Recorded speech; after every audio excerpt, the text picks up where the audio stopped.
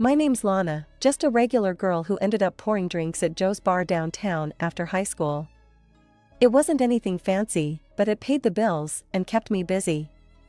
That's where I first laid eyes on Daniel. It was a Thursday night, the kind where the bar was buzzing but not too packed, just how I like it.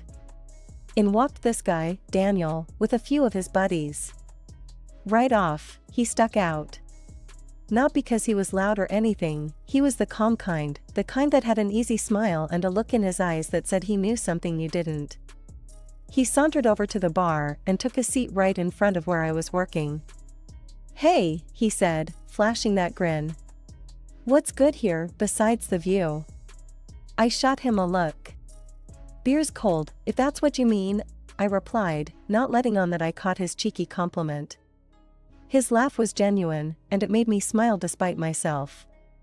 "I'll take one then, and whatever you recommend for yourself. Let's make it two," he added. Pouring the drinks, I couldn't help but notice the way he watched me, not in a creepy way, but like he was actually interested in what I was doing. "So, you come here often?" I joked as I handed him the beers. "First time, actually. My friend said this place has the best service in town." "Guess they were right," Daniel said, his eyes not leaving mine.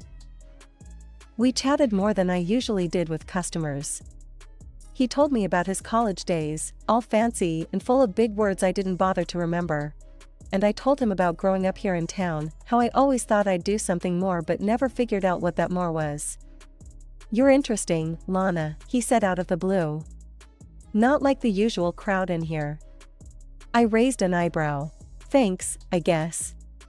You're not too bad yourself, for a rich boy."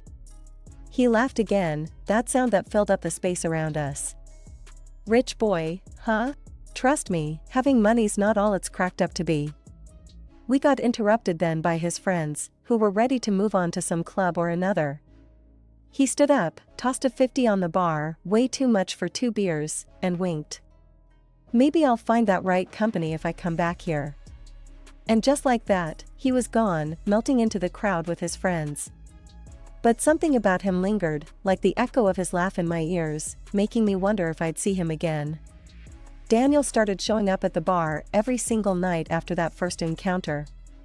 At first, I figured he was just like any other guy, killing time with a beer and small talk. But then, the talks got longer and a whole lot more personal. He'd settle into his usual spot, and as I wiped down the counter or restocked the shelves, he'd tell me bits and pieces about his life, his family. "My dad's pretty big into politics," he'd say with a casual shrug, like he was talking about the weather, not dropping that his father was one of the state's top politicians.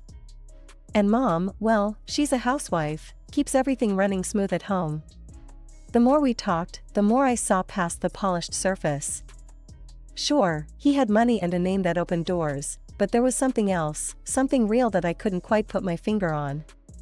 And despite my better judgment, I found myself looking forward to those evenings when he'd show up.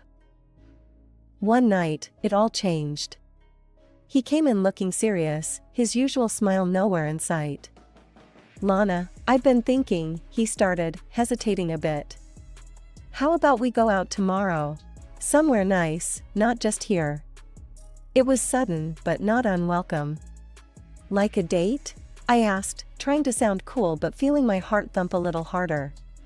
"Yeah, a date," he confirmed, his smile back as if he'd won some sort of victory seeing my reaction. That date led to another and another.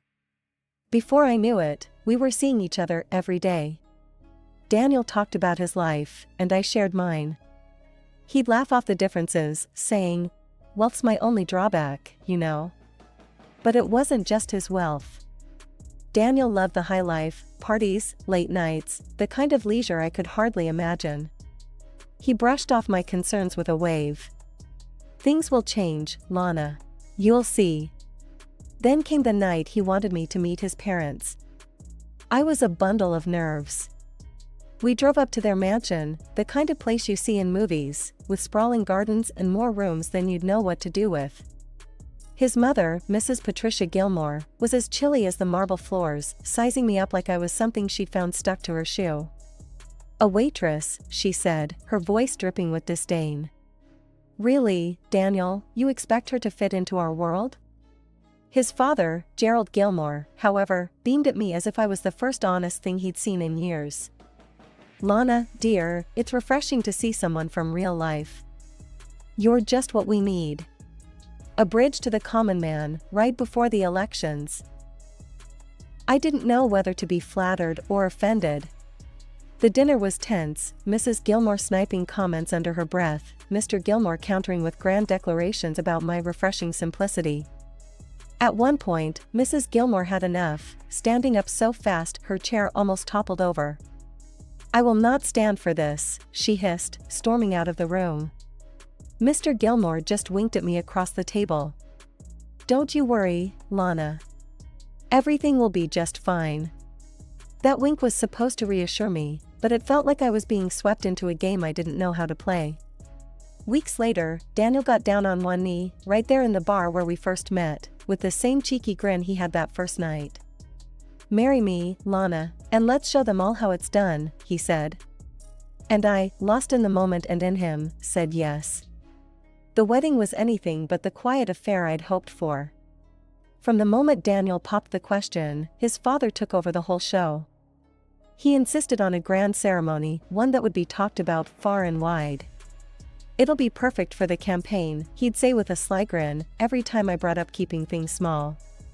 So, there I was, standing in a dress fancier than anything I'd ever owned, with cameras flashing in my face as I tried to keep my smile from faltering. The reporters swarmed around us, and Mr. Gilmore relished every moment, playing the gracious father-in-law to perfection. See, folks, this is what real love looks like. Unity across different worlds, he announced to the cameras, slinging his arm around me a little too tightly. I glanced over at my parents, sitting off to the side, their expressions a mix of awe and discomfort. They weren't used to this kind of spectacle, and frankly, neither was I. Mrs. Gilmore, decked out in a dress that probably cost more than my dad's car, pasted on a smile that didn't quite reach her eyes. She leaned in during the photo op, whispering through clenched teeth, "Smile, Lana. Today, we're all family." After the spectacle, Daniel and I moved into a luxury apartment, a stark contrast to my modest childhood home. It was a wedding gift from his parents, lavish and sprawling, located in one of the city's most exclusive buildings. Daniel's nights out with his friends became more frequent, and I found myself alone in our expansive living space more often than not. His mother, Mrs. Gilmore, took it upon herself to drop by unannounced, always with a critique ready at her lips. One such afternoon, she found me trying to straighten up the mess from one of Daniel's late-night gatherings. She surveyed the room with a disdainful eye before fixing her gaze on me. "Lana, this isn't some roadside diner. You need to keep a better eye on Daniel. Look at him, he's out all the time, drinking, and it's your job to rein him in." I bristled at her words, my hands clenching the dishcloth tighter. "And what exactly do you suggest I do, Mrs. Gilmore? Chain him to a chair?" Her lips thinned into a line. "Don't be smart, Lana. You need to take control. Otherwise, you're just as much to blame." The air was tense between us, the only sounds the soft tick of the expensive clock on the wall and the distant hum of city life outside the windows. That night, when Daniel came home, I tried to talk to him about it. "Your mom thinks I'm not doing enough to keep you in line," I said, trying to keep my voice even. Daniel's reaction was immediate and heated. "You gonna listen to her? Let's not let her get between us, okay? I love you, Lana. We'll figure this out together." But as the weeks rolled on, nothing changed. Daniel's assurances felt more and more hollow, and I found myself questioning whether love was enough to bridge the chasm that seemed to be widening between us. Living the high life wasn't all it was cracked up to be, not by a long shot. I found myself constantly tidying our massive apartment, cooking meals that often went cold before Daniel got home, and hustling laundry to and from the cleaners, all while holding down my shifts at Joe's bar. Meanwhile, Daniel, with no job on his horizon, seemed content to blow through his hefty allowance on nights out with his friends. Daniel's mother, the queen of high society gossip, made sure everyone knew her twisted version of our life.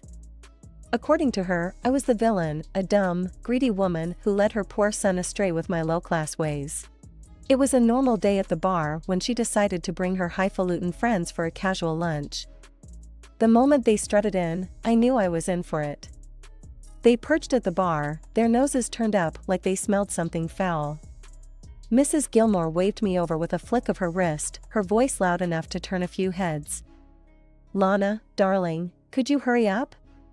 We don't have all day, and we expect proper service even in this establishment." Her friend snickered, their eyes scanning the bar with barely disguised contempt.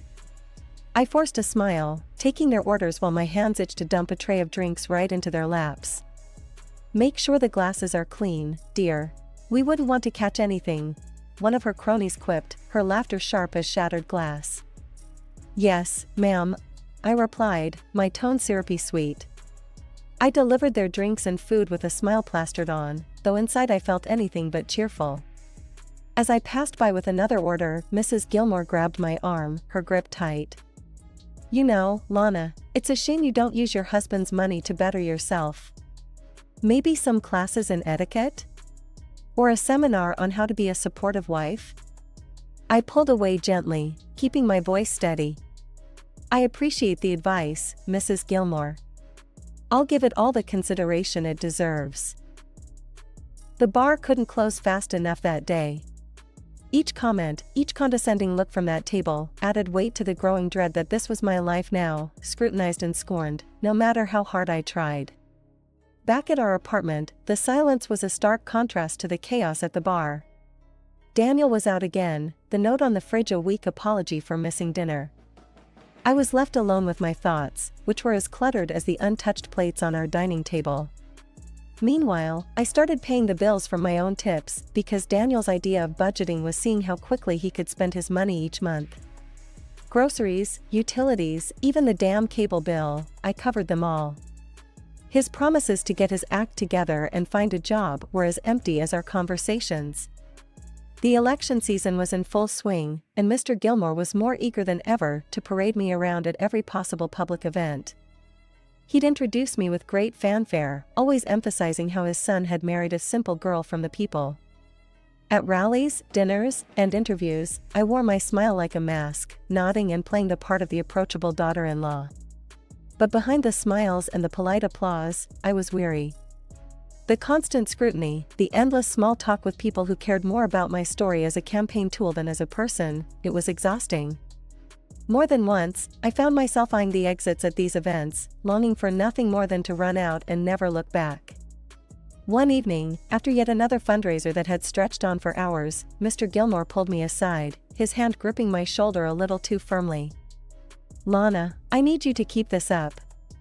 You know, your cooperation is crucial. Remember, your lifestyle, this apartment, it's all thanks to our support." I nodded, the thread in his tone clear as glass. "Of course, Mr. Gilmore. I understand." It wasn't just the campaign that was putting pressure on me. Things at home were no better. Daniel's behavior had escalated from neglect to outright destructiveness. He'd come home late, if he came home at all, often drunk and sometimes barely able to stand. Then came the night that changed everything. Daniel stumbled through the door well past midnight, his face ashen, eyes wild with panic. He collapsed onto the sofa, his hands shaking. "Lana, I've screwed up," he blurted out, his voice a hoarse whisper. "I owe money, a lot of money. To some really bad people. I lost it at the casino, and they're not the type to wait for their cash." My stomach twisted at his words. "How much?" "70,000. He murmured, looking away. I felt cold all over. $70,000? He nodded, miserable. "I need your help, Lana. Please, I can't ask my parents. They'd disown me." The desperation in his eyes was something I couldn't ignore. He grabbed my hands, his grip tight. "I swear, Lana, if you help me with this, I'll change. I know I've been a terrible husband, but I'll do anything to make this right. Please." Something in me broke then. Despite the anger and the disappointment, I couldn't let him face this alone. "Okay, Daniel. I'll help you. But this is it. You have to turn things around." I took out a loan the next day, $70,000 that felt like a noose around my neck. But as I handed the money over, Daniel was like a man reborn. He helped around the house, cut back on the drinking, and for a brief, fleeting moment, I let myself believe that we could actually make this work. We spent evenings together, talking about plans for the future, even daring to dream about starting a family. Daniel was attentive, helping with chores, sharing meals at the same table, things we hadn't done in years. "Maybe we should think about having a kid," he suggested one night as we cleaned up after dinner. I looked at him, surprised but not unhappy at the thought. "Really? You think we're ready?"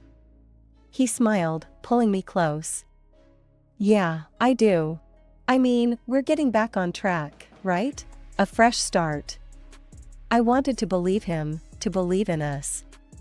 And in those moments, it was easy to imagine that everything could actually be okay, that the debts and lies were behind us. But that illusion shattered the night I came home from a double shift at the bar. Tossing my keys on the counter, I headed for the bedroom, my body aching for just a few hours of sleep before doing it all over again. But the scene I walked into snapped me wide awake. Daniel was passed out on our bed, snoring loudly, with two girls I'd never seen before curled up beside him, both just as unconscious.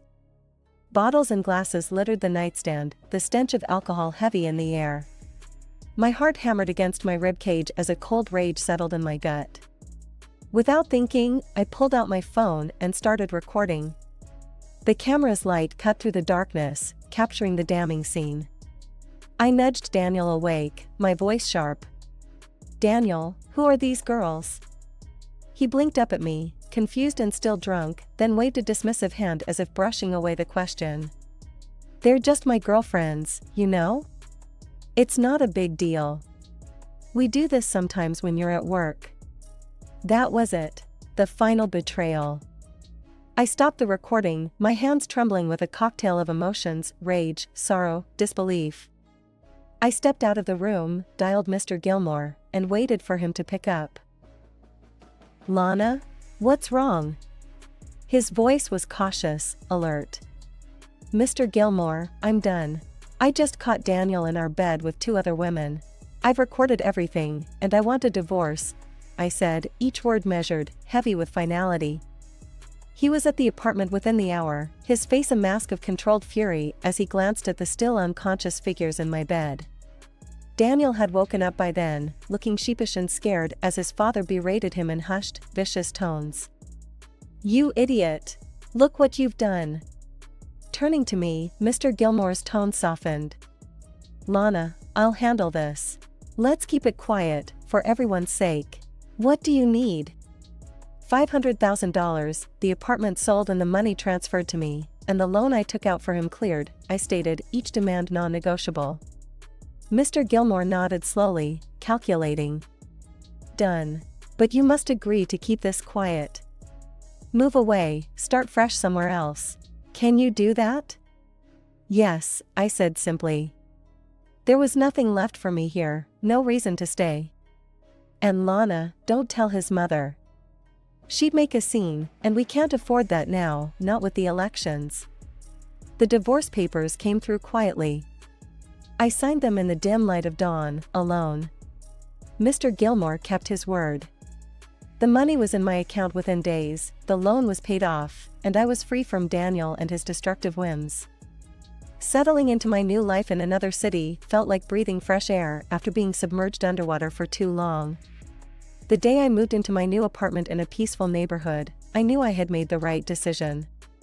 It was smaller than the luxurious prison I'd left behind, but it was all mine.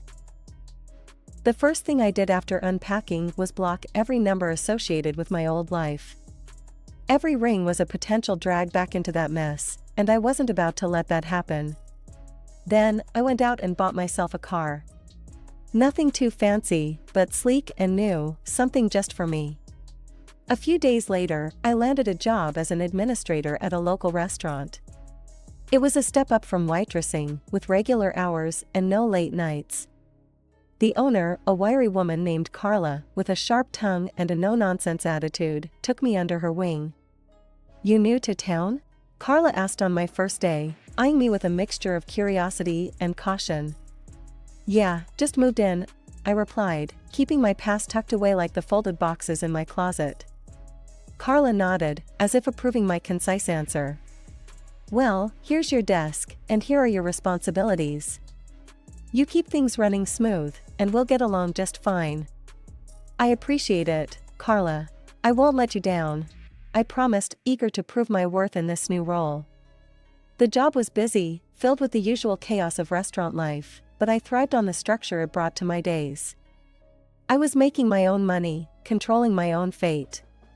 It felt good, honest and real. Encouraged by Carla's blunt but fair management style, I decided to enroll in the local college. I wanted more than just to escape my past, I wanted to build something lasting.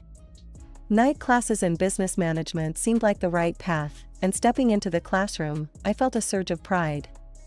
I was doing this for me, no one else. One evening, as I was locking up the restaurant, Carla stopped by my desk. "Heard you're hitting the books at night. That's good. Keep that brain working." I smiled, grateful for her recognition. "Trying to. Figured it's never too late to start fresh, right?" "Damn right," Carla said with a nod. "You ever need help, you let me know. I know a thing or two about keeping a business above water." Life settled into a comfortable rhythm. Work, study, and the quiet solitude of my apartment. I relished the normalcy, the mundane moments that I used to take for granted. It was during one of these quiet nights, sitting on my balcony with a cup of tea, that I realized just how much I had changed. The city lights sparkled in the distance, each one a reminder of where I'd been and where I was heading. 2 years had slipped by since I cut all ties with my old life and started anew. I was sitting in my living room, cozy and warm, a book forgotten on my lap, when my phone rang. The number was unfamiliar, and hesitating for a split second, I answered. "Lana, this is Patricia Gilmore." The voice came through, high-pitched and frantic. "Daniel is in trouble because of your negligence." I was taken aback. "Mrs. Gilmore, slow down. What are you talking about? What trouble?" She was nearly breathless with agitation. "An unknown friend of Daniel called me. He said Daniel got into a fight with a policeman in a bar. I had to transfer money to keep him out of jail. I took it from our savings, and Gerald doesn't know yet." "Why weren't you there for him?" "Mrs. Gilmore, listen to me very carefully," I said, my voice calm and clear. "Daniel and I have been divorced for 2 years. I haven't seen or spoken to him since." There was a pause, and then, "Divorced? What are you talking about? Why didn't anyone tell me?" "You didn't know because it was meant to be kept quiet for the family's sake, for the election and all. I'm sorry you were left out, but I am no longer part of Daniel's life or your family." "And what happened to the policeman and Daniel?" Her voice cracked, and I could hear the confusion and fear seeping through. Laughing softly, I tried to find some humor in the absurdity of the situation. "Mrs. Gilmore, you've been scammed. There's no doubt about it.